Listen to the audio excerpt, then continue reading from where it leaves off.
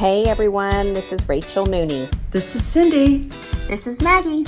And this is Andrea, and you're listening to Real Her Talk, houses, heels, and real estate deals. Okay, so I wanted to deep dive more into our history. Okay. Because we briefly glossed over it. But I wanted to say, we all have a lot of experience, but why did we make different changes, and what happened, exterior or interior? Exterior, did the market change, whatever? Did you have ahas and you wanted to make changes? Because there are so many things that have happened in our careers. And people, like I said, people don't understand what we do. So this is kind of like that peek behind the curtain, and why do we do different things? Why do we make moves or change how our business is set up, or all kinds of stuff? So I just thought that would be really interesting today. Yeah. Maggie's on vacation, so that's why she's not with us, or doctor, she's somewhere. So I figured today would be a good one because she's kind of told her story a little bit more, just because it's not as long as ours. Erica, the piece We've of got paper. long ones. We've got long ones, so I was like, all right, so today's a good day. So Rachel, let's start with you. Should I start from the very beginning? Yes. Because think about it, there's all these people that have entered our industry. Mm-hmm. We have a less than 8% success rate. Mm-hmm. So, I mean, those of us sitting at this table are the exception, not the rule. Yeah. And so why do we make different decisions, and how have things impacted us? I mean, I'm sorry if people aren't taking notes right now, they're missing out, because longevity in this industry is so rare. Yes, it is. It is. So yeah, start and at we've the all beginning. been in it for so long. So I'm not going to name names of brokerages or anything like that. But I mean, if I go back to the very beginning, not knowing anything about the industry, I went to a company that's pretty well known around Metro Atlanta, and I worked in their new homes division. So I did all new homes, and it was in Rockdale County, in Covington. So our average sales price was $129. We were excited, if we got a $136,000 ranch under contract. But I did new construction for the first 4 years. What was the appeal? I didn't know any different. So, right, I was 23 years old. I was living at home, no kids, not married, never bought a house. So I just knew I wanted to stay busy. And so the new home division came up. It's a great opportunity. I was sitting in a neighborhood with another agent, and I became friends with a developer. Actually, another developer that was not in that new homes community. He and his daughter and I went to school together. And I ended up representing him in 2 other communities. And so I had several communities that I represented. But it was really just because I didn't know anything. I did that, then I did some resales. If somebody would come in and want to buy a new construction, then I would help them on the sale of their house and then get a 2-way deal. But I did that for 4.5 years until Shane and I got married. And when he and I got married, he moved me to Flowery Branch. And again, I was still back at selling in Rockdale, Newton County. So I was driving back and forth. Yeah, what's the drive time on that in Atlanta? An hour on a good time. And then I'm going up 85 to 985 during rush hour traffic coming home. And I was pregnant, all great mixes. So it was just miserable. So then at that point, I continued to stay with that office, but I went away from new construction and just did resale. And I did that until he and I moved to Canton in 2005. And when he and I moved to Canton, I actually had a deal with a co-op, David Maxey, mm-hmm. I'll say his name, who is my sponsor. And he and I were working a deal, I think out in Flowery Branch. I don't even recall where it was. But I saw this KW billboard, and he was with KW. And KW had just come to Cherokee County. So I said, David, what is the appeal about? What is this? Yeah, tell me more about it. He goes, if you have the opportunity, just do it. I was like, all right, okay. So I did it. I literally was like, within a matter of a couple weeks, I'm like, all right, and obviously I needed a change because, I at that point had a child. Another one was on its way, or it had 2 at that point. And so when I joined KW in 2000, I think it was 2006, might have been been in the end of 2005, somewhere right around that area. That's when things started connecting of it being a real estate business and not just selling real estate. So my last brokerage did not do any explanation of it's your own business, you're a 1099 independent contractor, you need to have a P&L, financials. It was more or less you're selling real estate for them on their behalf versus with KW, it was about your business. And so that was a big eye-opening thing for me. And so I did that for several years, learning about KW, starting a team, went into being a team leader.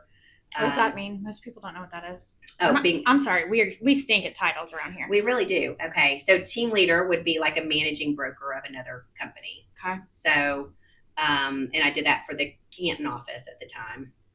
Our goals were to grow the office and teach and train and look at profit and all the things. Mm-hmm. So I did that. And at the time I gave my little team to my husband, Shane, who joined us. And he said he didn't want to run a team. He was just going to fire everybody. So he did. And he just sold real estate. Really, more or less, he just wanted to go talk to people and have lunch. That's his thing. He loved to have lunch and go talk to people. And he actually was a great networker. So it worked for him. And so then in 08 07 started happening. And he held on until about 2009, right? Well, it was before 2009. He jumped out of the industry. And then about 2010, I came back into sales. At that point, we just solely focused on short sales and foreclosures. That was the primary business. What made you go from running an office to going back into sales at that point? I mean, because that's what I mean is like, there's a lot of decision points here. Like A lot. I mean, even changing brokerages is not an easy decision. Mm-hmm. Going into running a franchise brokerage, not an easy decision. And then stepping back out isn't. Right. And at that point, it was to get life back with my kids because my girls were small. They were elementary, not even in elementary yet. I think Olivia was kindergarten and Lola was 3 years old. So it was really to get that life back because he was being the mom and the dad. Because, as a TL, you're up at the office at 7:30 in the morning. You're up and working at 7:30 at night. We were doing a lot of traveling and going back and forth to Austin monthly for training and education and all the things that we were doing back then. So it was really just to get a time back in my schedule in life. And so I went back to sales and just did short sales and foreclosures. And that was my primary. And I still worked residential as well. But where did that business come from? That came from relationships with asset managers. How'd you make those?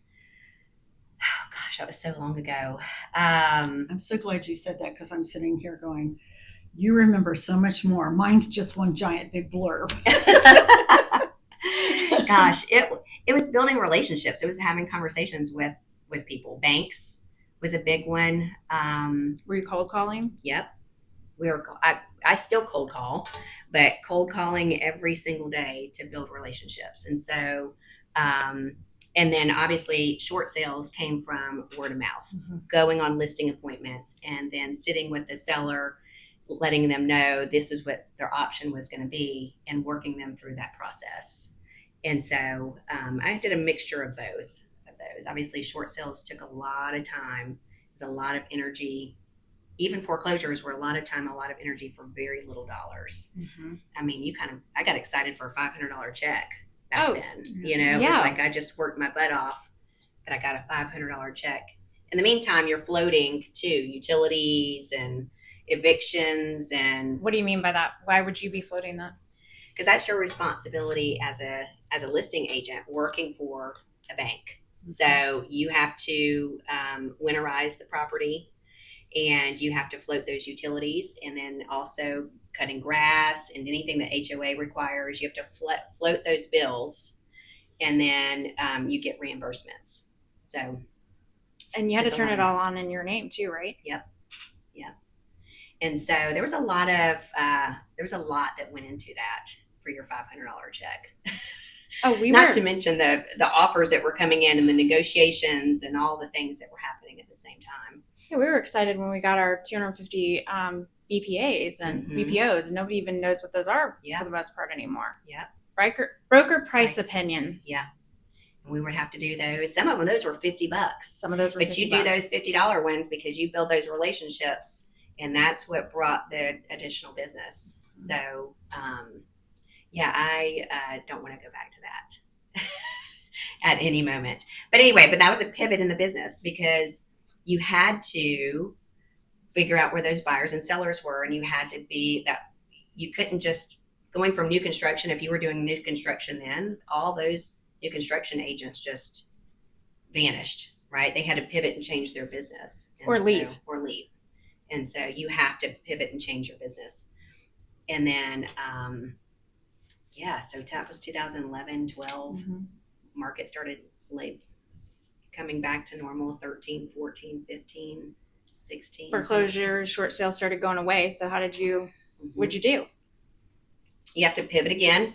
So at that point, I'm trying to go back to think. Okay, I went back to KW. I was with KW, went back over to the Dunwoody office, and did not have my team. It was just myself. So I was doing agent services, helping with agents learn how to do their websites, kind of like one-on-one coaching with them, just helping them understand KW models and systems versus where they were.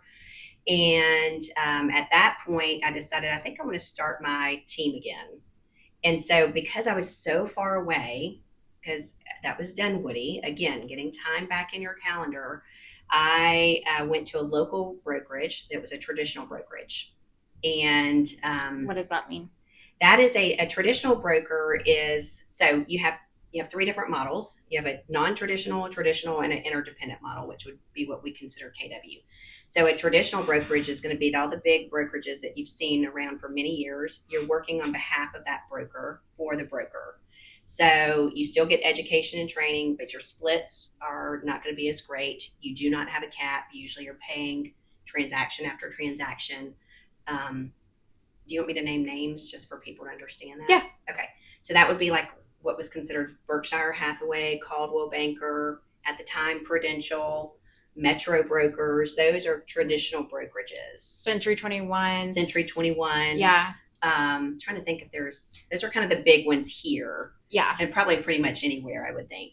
So those are traditional brokerages. You're working on behalf of the broker. And then you have a non-traditional, which would be your RE/MAX, virtual properties, little companies like that where you get very little training, very little hands-on. Your splits are probably better. You're going to have higher fees, office fees, but you pretty much are just left alone to just run your business. And then you have the interdependent model, which is the mixture of both, which is what KW has done really great with. And I forgot where I was going with that whole story. Why did you go to the traditional brokerage? So I went to the traditional brokerage because he was right next to my house. So again, getting time back. And I did that for 2 years, hired a couple people, had a buyer's agent, and then I had an ISA who now you know is Mary Beth. Mm-hmm. Went through the whole cycle with her. So, but she started as an ISA and a transaction coordinator. So at that moment, for 2 years, I realized how much money I had given that broker, which was a lot of money. And I said, okay, we're not going to do this anymore. We are going to go back to KW, and which is why we chose this office, because it was a middle ground between her in Beaufort and me in Cumming. So we moved over to KW in 2018, I think, November 2018. Yeah. And that's where we relaunched the team fully again. And so from there, we launched off. We had slow growth and then really fast growth. Why? Because of the market. We've talked about this. The market needed, so I wanted to grab as much low-hanging fruit as I could possibly grab. And in doing so, I grew it very quickly, not really paying attention to profit or expenses or putting the right people on the bus. And we did that for a few years. We had great success. I was going to say, but let's describe the market a little bit then. Yeah, the market was, you didn't have to know exactly how to sell anything. You didn't have to understand pricing of property, marketing property for sale, All you had to do was literally be a warm body and you could capture a buyer or a seller. Buyers had major urgency. You had to, as soon as a buyer would say they wanted to see something, you had to react right then, or you were going to lose it. And you would lose it at many cases due to multiple offers. So, and at that time, I mean, we're talking like when you're seeing multiple offers, I mean, we still see multiple offers today. I mean, when we were talking multiple offers, we were seeing 50, 75, 100 offers on one house. That's right.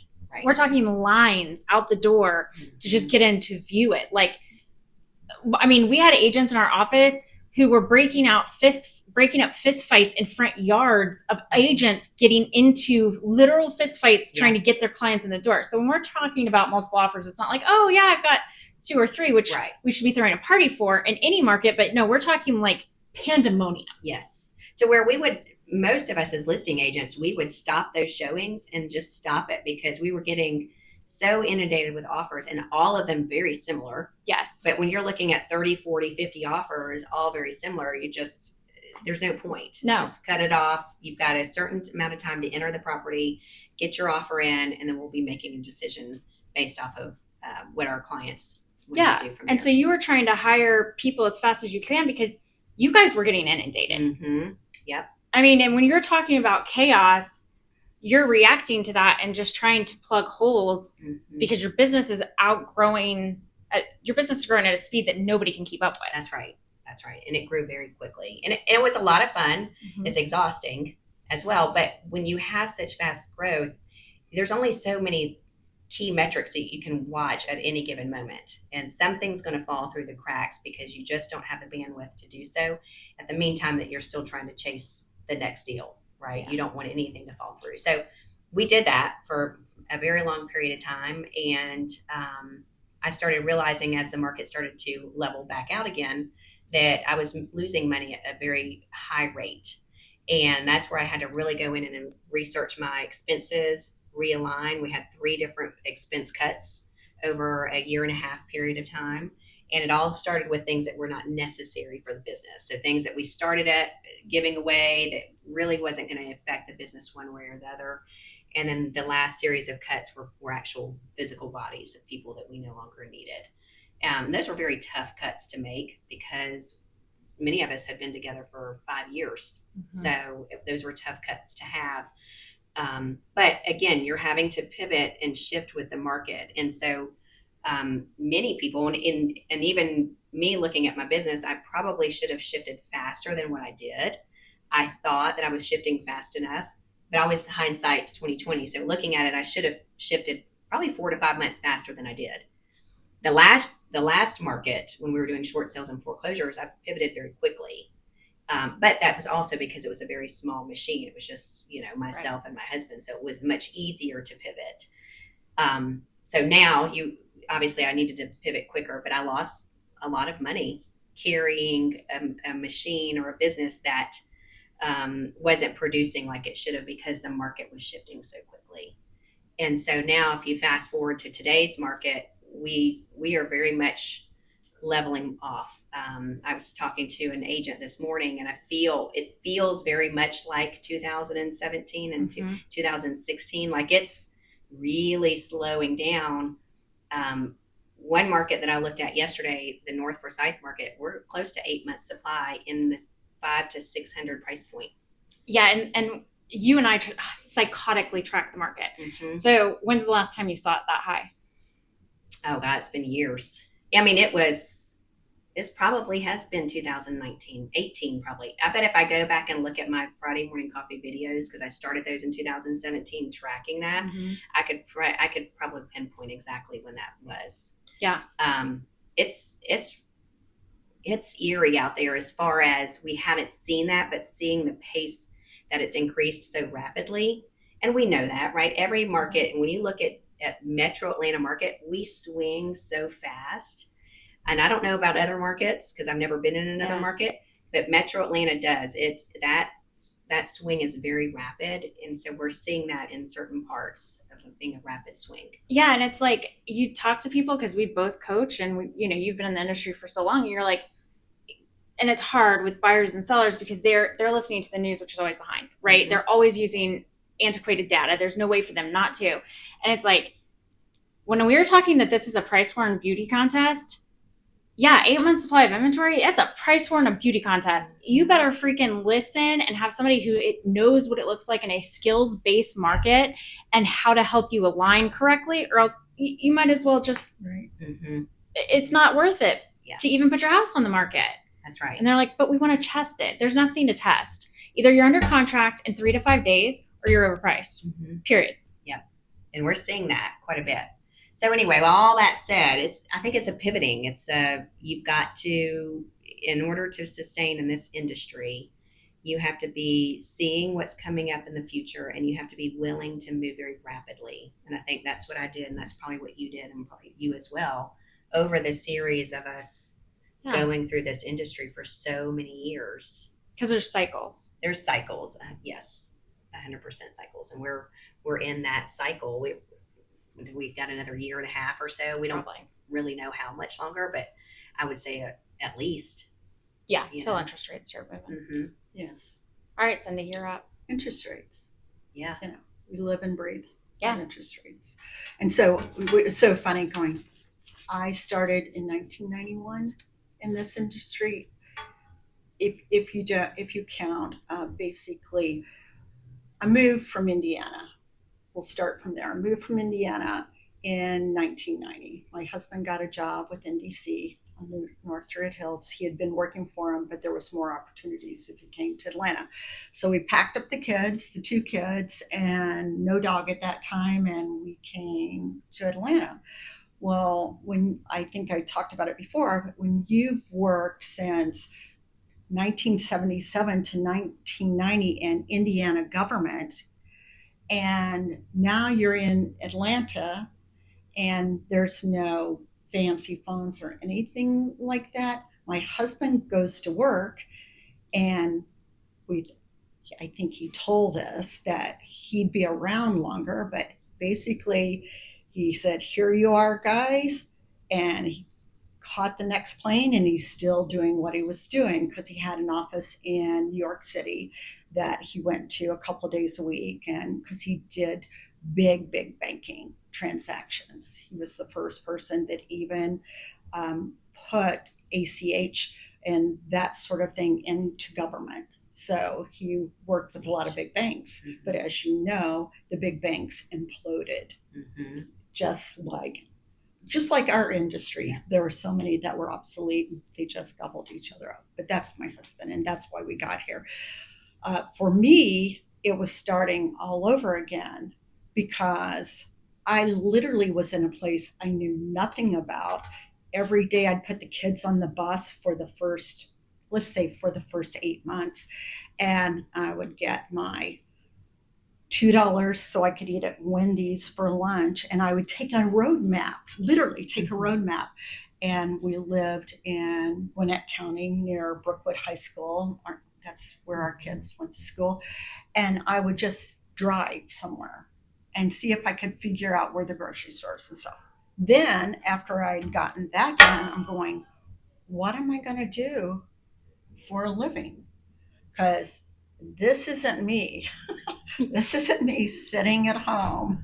Twiddling your thumbs. Waiting for my husband to come home on the weekend. So I started at the CDC Federal Credit Union part-time, and it was in North Druid Hills, and we lived in Lawrenceville, but I drove it for a half a day just because that was a starting place, and it was CDC, and they happened to have a mortgage company. They were doing mortgages. I got started. I ended up as the executive assistant to the president for CDC, and they did mortgages, and they held their mortgages for a year or two before they sold them to Freddie Mac, Fannie Mae. So I ended up in a job which I liked, which was helping to decide on all the portfolio, which ones do we sell to Fannie Mae and Freddie Mac based on what the interest rate was now, then. So on that, if we held it and it had a high interest rate, well, let's just sell the lower interest. And that's how I even got interested. I knew taxes, I knew math, but that's how I got interested in it. And then for discussion on another day, I decided I had to make a move. And so one of my friends knew somebody who was hiring processors for this company, Home Bank. And did I want to be a processor? Well, I didn't know what a processor did, but I figured I got a degree and I've got lots of tax experience. Surely I can do processing. And so I went to work for Home Bank and worked there. Hold on, guys. I love it. How long did I work there? I worked at Home Bank from 1993 to 1997 in processing. And then during that time, my kids were transitioning. And so I took a gap to help my son transition. My daughter was getting into high school. And so, but what I did then is I did marketing for Home Bank from my house. So I still stayed in the industry. And then, I'm gonna look at my notes again. So at that time, that was the period when Home Bank collapsed. And So let's talk about that for a second. Yeah, because that was that collapsing was in my mind like the moment of, oh my gosh, what is and happening? you said it in the nicest form. Yeah. It was like, Well, okay, so let's put some perspective to this. Home Bank for us, all of us, so obviously I'm born and raised here, you're born and raised here. You were working with Home Bank for a very long time. Home Bank was the largest lender in Metro Atlanta by far, hands down. We all had partnerships with them. We all knew everybody there.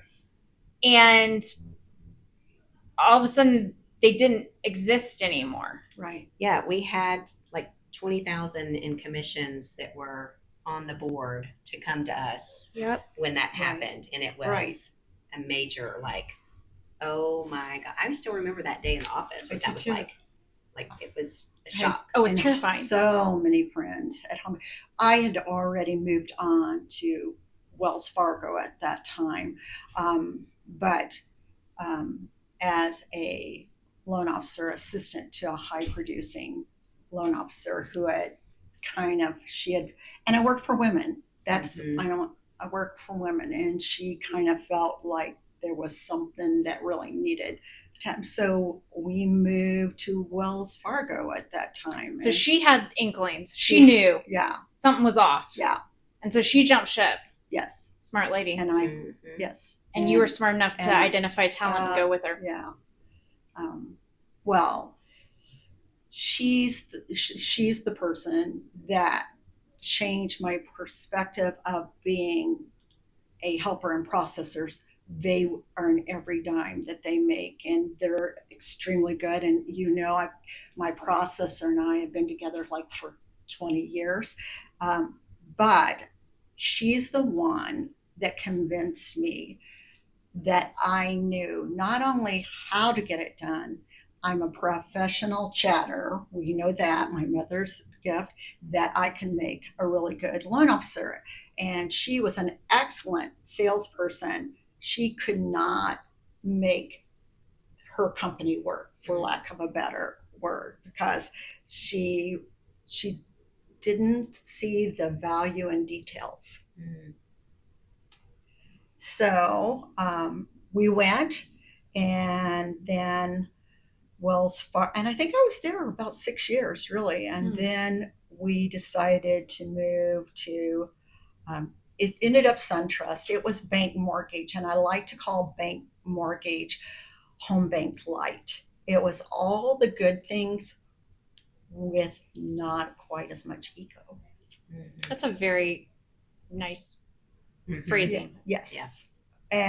But then Bank Mortgage was bought by Bank of Commerce. Still great opportunity. Then Bank of Commerce merged with SunTrust, and that's how I became at SunTrust. And SunTrust, I was a junior LO initially, and then I ended up through I think divine intervention. I ended up as a loan officer, and it really happened that I had made friends with a lot of builders, and we were big in home builders. Sandy and I were, so I made friends, and so I stayed, and she moved back to Wells Fargo, and it didn't that whole system didn't work for her initially, and so I go, okay, this is where I listen to my gut. Yeah. Yeah, no takebacks. Right. And I'm going, nothing's changed over there, but they had wooed her. Loan officers get wooed a lot to come and work for me, especially good one. Yeah. So anyway, I worked at SunTrust, and they said you can either stay as a junior, you can be a processor, you can be a loan officer. What do you want to do? And I said, okay, I'll be a loan officer. And he goes, great, because you know what it is. It's just doing what you're doing every day anyway, but now you're in charge of your own business. Yeah. So, and that's stayed there. And that's when some of the home bank people also came to SunTrust. And that's where the old gang got back together again. And some of the ones that work with now, Lee and Lou, and that's how we all got back together. And then in 2012, I got a call from Lou Saris, who's one of the owners of Fairway, and I was sitting at the Prudential office in Swanee in my car, and SunTrust needed to be profitable, but they seemed to need to be profitable. I'm naming names. Profitable, and taking huge chunks of the loan officers. Instead of taking commission, they reduce your commission basically. So I'm sitting, and I loved it. I love the people. A lot of the people you have hired were there, but I was literally sitting in the parking lot looking at my paycheck, and after everything was taken out, there was $25, and I was really successful in that office. That check said $25 net to me, and I'm going, all right, there's something wrong here. Yeah. And for how much time of work was that? I mean, you were getting paid $25 for an hour, a week? No, that would be I forgot if SunTrust was on biweekly or if it was on semi-monthly. But it was a aha moment. And I had been there for like 9 years now. And this lovely gentleman who we all know, Lou Saris, called. I think it was divine intervention. He called me. He says, are you ready to make a move? And I'm looking at this check. I laugh and I go, I believe I am. I think this is literally, I'm holding the sign. Yeah, exactly. And I went, and it was a little stressful because it was being built from the ground up. But you hung in there. Yeah, and it didn't take too long. I mean, the people I work with at Fairway North Point they're amazing. They're really, really talented. And so I've been there since 2012. I was a loan officer, then a branch sales manager, then a branch manager. And the difference is if you have to have your own independent office. So I worked in a lot of different offices around town, and yeah, that's it. There was a whole lot of moving, and as you get older, it just kind of all blurs together. But when you try to really, the way you are more granular, I mean, we went through negative AM, we went through interest only loans, everything that built up a lot to the negative AM is what? That means when you're making payments, basically you're making payments every month, but you're getting farther in debt. Yeah. I mean, that's basically your mortgage payment doesn't cover your monthly payment, and they just tack it onto the back end. Yes. It's all the things that contributed to the yes. exactly. the problem that we had. Yeah. Yes. Yeah. I mean, like now people wouldn't believe that's like Mm-mm. that was a thing that we were allowed to do. Yeah. Oh no, it was Yeah. sold. And Yeah. interest only loans, and Yes. people were getting second houses and yeah. rental houses and interest Yeah. only and First and seconds. and subprime. Subprime is when those loans would never be purchased by really regulated entities like Fannie and Freddie, but there was this opportunity, and so people were getting farther and farther in debt. Steadily, or I don't know steadily, but I mean the mortgage industry was doing amazingly well until it didn't. Yeah. Until it just crashed and burned. No, and what's so crazy about that is you talked about interest only first and seconds. I mean, I actually remember people getting first mortgages, second mortgages, interest only. Yeah. And like, so nobody was paying principal on any of it, and they were getting more than 100% financing. That is correct. And you're like, I mean, we're looking at these docs, and you're like, the buyer's getting a check at closing to leave with. Like, they're getting money. That's how, when we did new construction, the Nehemiah loan was so prevalent. And so they would leave with a check, and you knew they couldn't even afford blinds in their house. But yet they just bought. Now, I mean, okay, that was $19.99, so $130,000 house, but that loan product, right? You know, I'm sitting there as an agent, and I'm like, okay, this doesn't seem right.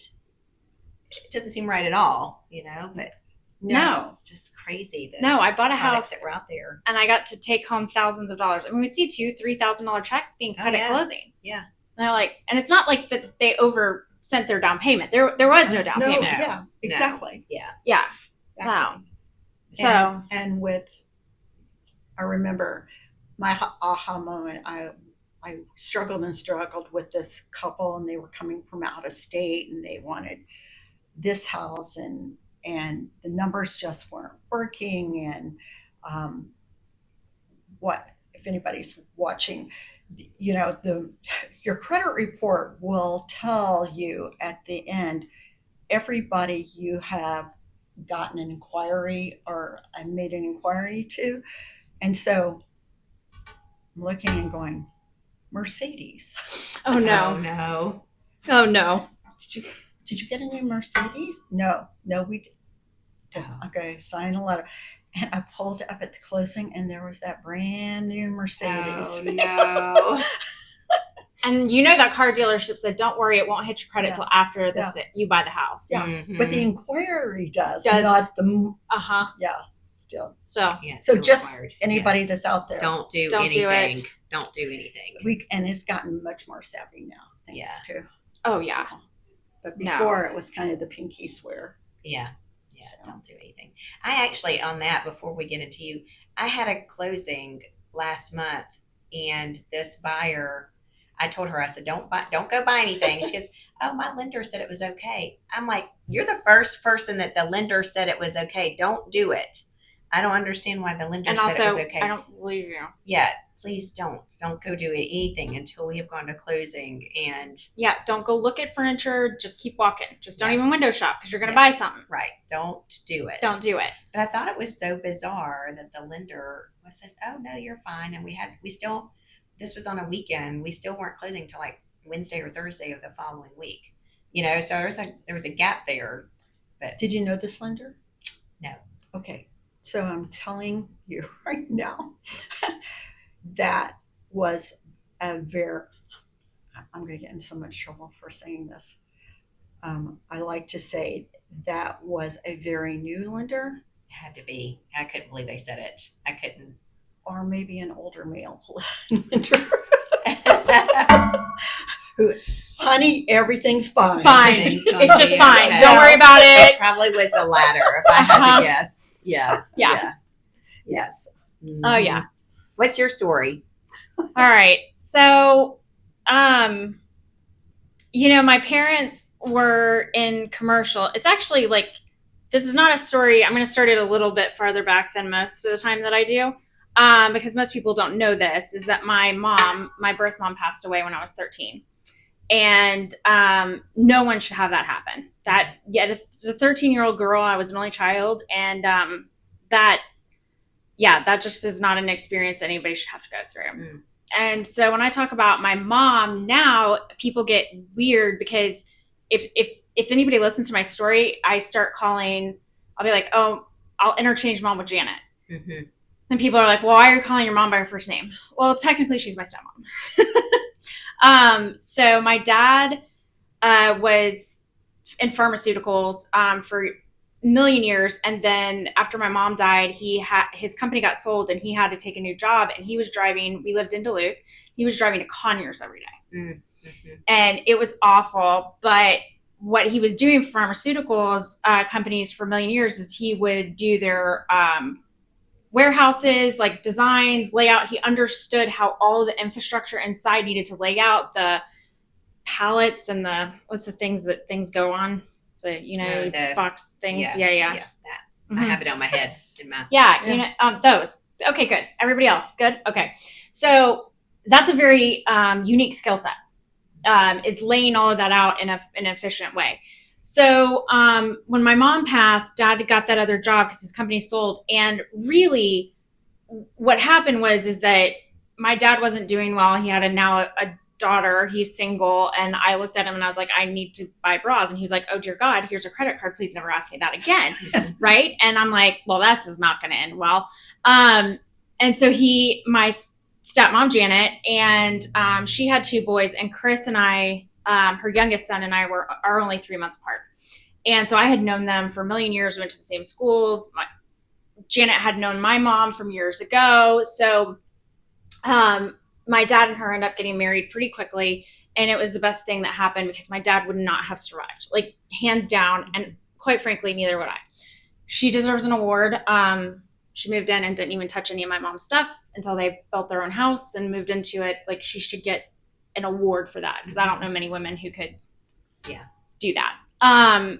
So Janet was in real estate. And so by the time my parents got married, I was 15, almost 16. And so she said, well, come on, you can, she was a developer. So she owned her own development company, East Coast Development. She was written up in the Atlanta Business Chronicle many times, had a corner suite in Tower Place, which is down in Buckhead. And she worked with REITs, and which a REIT is a entity that owns many shopping centers, and then they're publicly traded on Wall Street, and that's how they fund themselves. And so JDN at the time, if you go Google that, they have an interesting history now. But at the time, they were very prevalent in Atlanta. And so she worked with them, and she would go out, put the deals together, do the assemblage, put everything together, the package, and then she would present it to Walmart, Lowe's, Home Depots, and then do all the out parcels. So like you guys would know, like at the Mall of Georgia, the Walmart shopping center, like she did that one. Conyers shopping center. So she developed all over. And the whole thing is how she got in with Walmart. It's very difficult. They don't just say, sure, put us together something and we'll look at it. That is not how it works. But she had worked for a developer for a long time. And Walmart said to her, if you will go open your own company, we're not going to just rubber stamp your stuff, but we'll guarantee you a spot at the table, because she had the edge by being a female owned and operated company, and they would get significant tax breaks for that. And that is a male dominated, there are to this day just not women in that industry. And so she said, okay. And so she took a leap of faith, opened her business in her basement. And a gentleman named Curtis Hicks, and there's a reason all this plays in, a gentleman named Curtis Hicks who he worked with Tucker Federal, which was a local credit union. Mm-hmm. And the gentleman who owned Tucker Federal also owned a company called Eagle Real Estate Advisors. Yeah. And so it's Al Nash and Curtis Hicks who ran the development company. And basically what Jerry would do, who owned that, he would fund his own deals because he owned the bank. Very logical, right? So they, Curtis had been trying to get in with Walmart forever, and Walmart wouldn't give him the time of day because he's a guy and they didn't need More guys. Mm-hmm. So he shows up at my mom's house. This is before my parents get married. And he shows up at my mom's house and he goes, knocks on her door, never had met her, and said, I hear that you've got a seat at the table with Walmart. I'll dirt dog for you. And what that is that's who goes out and identifies, okay, if we assemble like these 5 pieces of property and pull this all together, we can make this work. Right. And then they have to do all the studies and everything. But Curtis was the one who would go out and do that for my mom because that was the only way he was getting a seat at the table. And so it worked really well. So Eagle was who had they had a whole floor at Tower Place, and then she got to sublet from them. And so when I was 15, she's like, all right, well, come on, let's go. I'll teach you real estate. And I'm like, cool, let's go.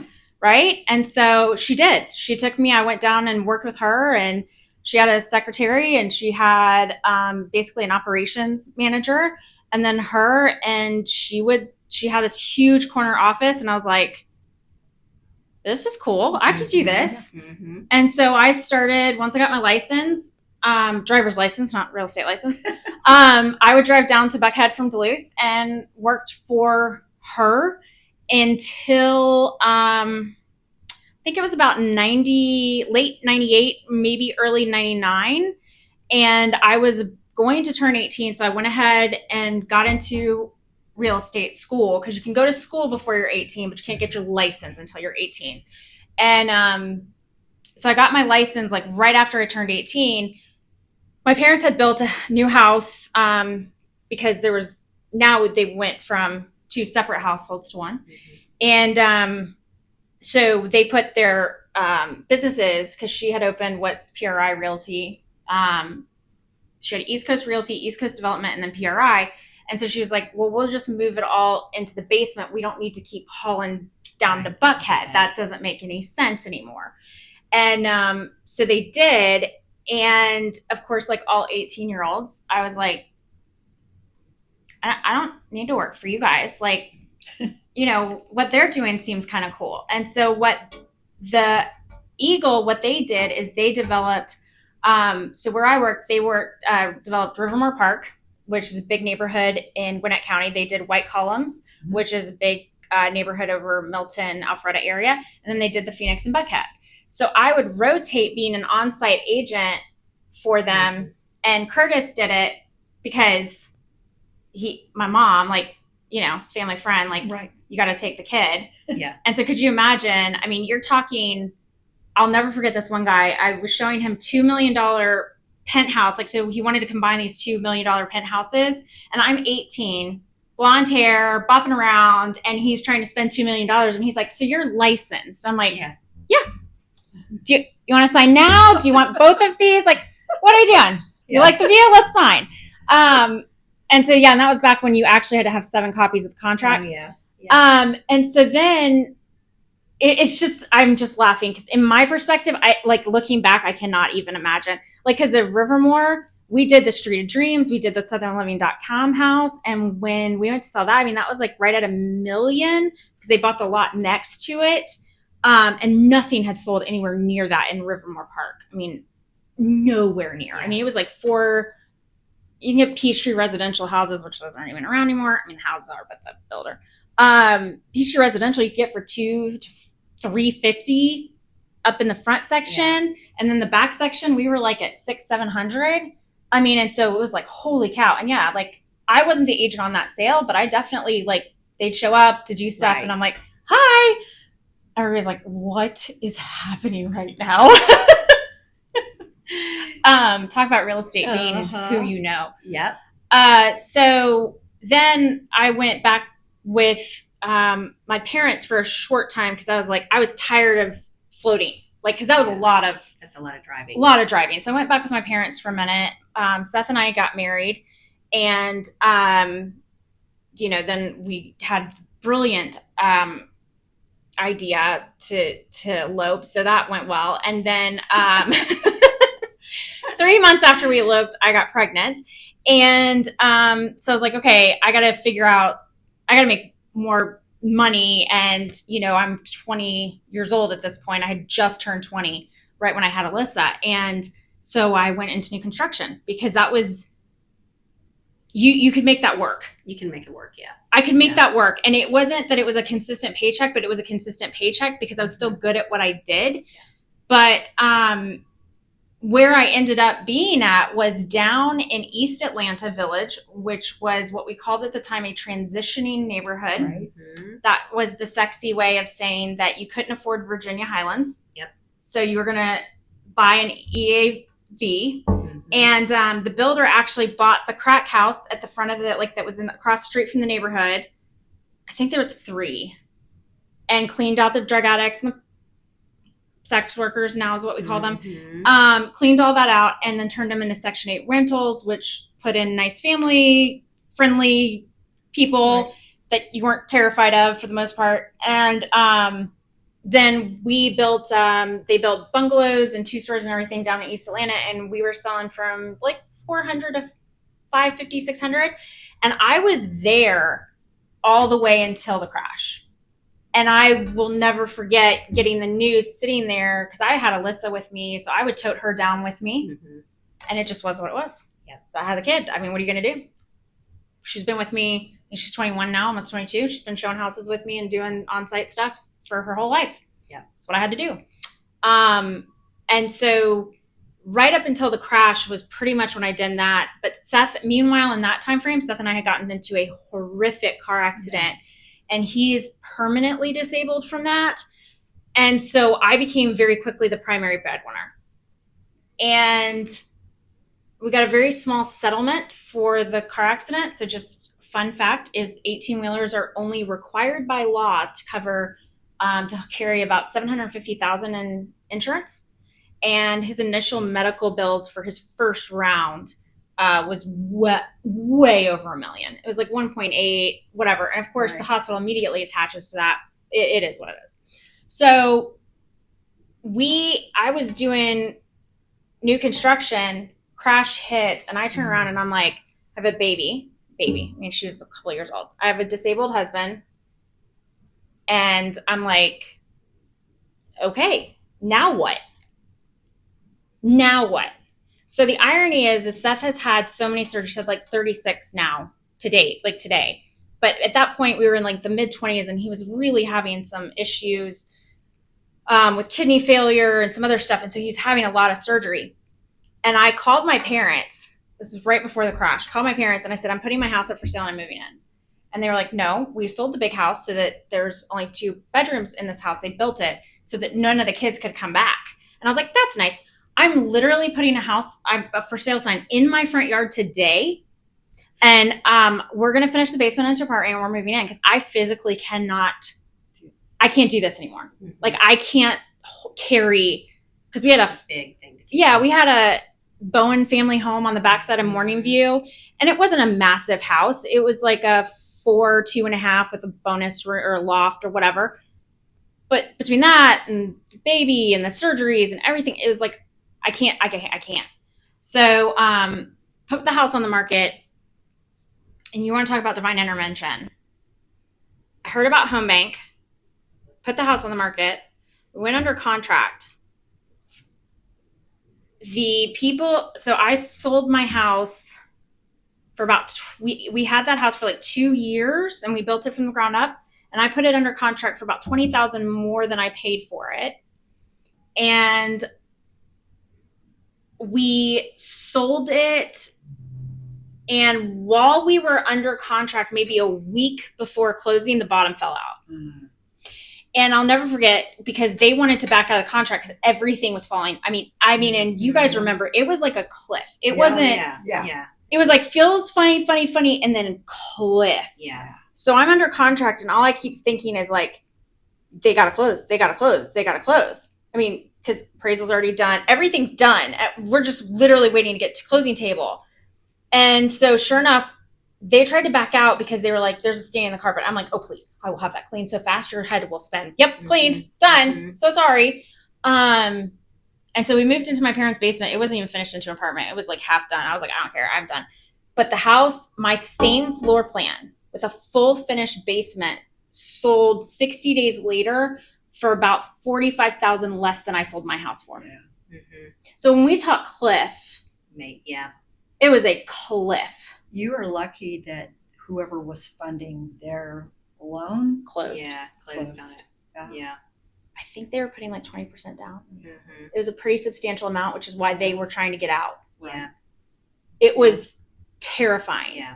And then we had a little bit of money saved up, but not enough. Mm-mm. None of us had enough. No, there No. was not enough. There wasn't enough. You couldn't have Yeah. enough. No. We actually lived with my sister-in-law. Did you? There was 9-month period of time that we lived with her because we sold our big house. As all that was transitioning, we sold our big house and went into bought off a not a subprime. We had a Sure. no, we had a guy that was, what do you call that? Like hard money? We had to do a hard money loan You to got buy a house. guy. Yeah, I'm like, once you got to I got a guy, I was like, hard money loan. We had to do a hard money loan to buy this other small house to live in. At the same time, we decided, okay, let's move in with his sister. Let's short sale this one. We ended up putting tenants in it. The tenants decided they wanted to buy it, so we were going to short sell it to them. As soon as we got the short sale approved, the tenants bailed, went to foreclosure.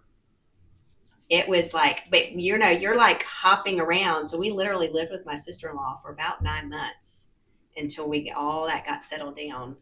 Wow. And so, and I think one of the houses was in her name, one or my name, one was in his name. It was, so then we were able to eventually purchase again. But we lost land.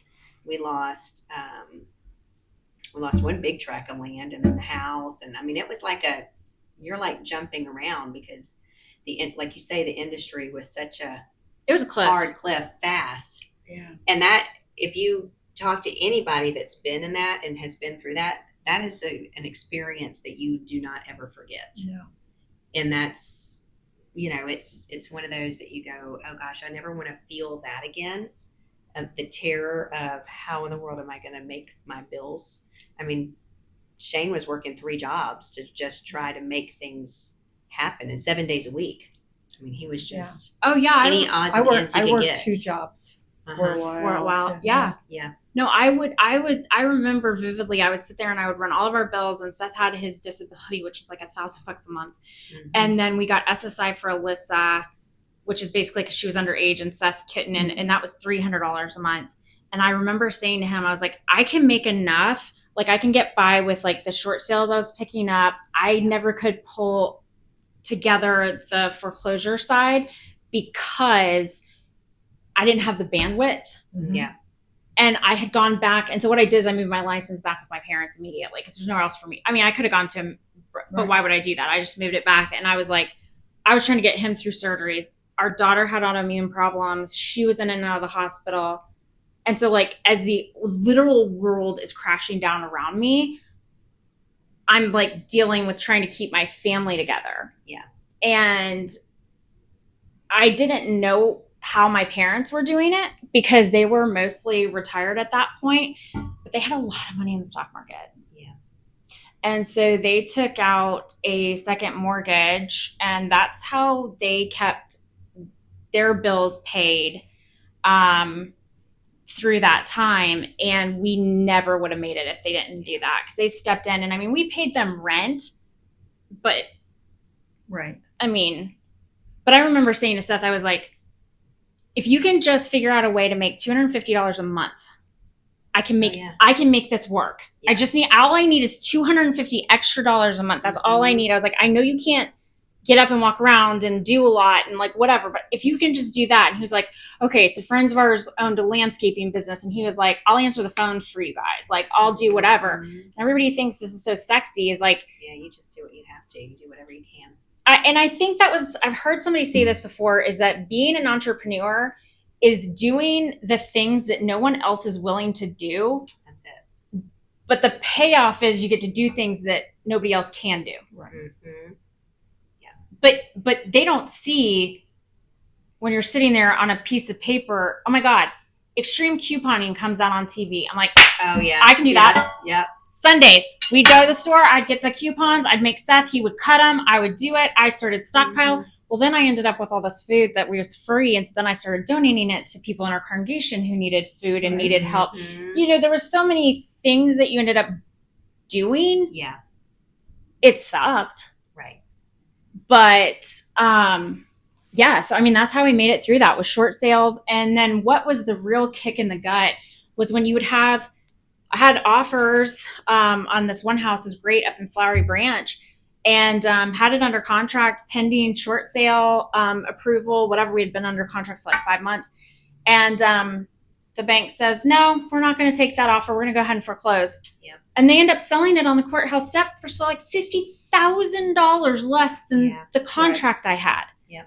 And you're like, this is where you people are going out of business. I had several sitting at the closing table that we couldn't get payoffs for because they were already into the other department. Yep.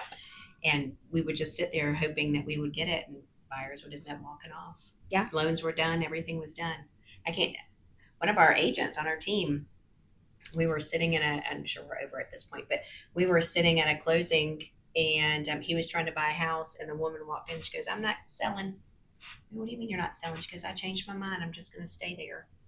And we had gone through the whole short sale process, everything.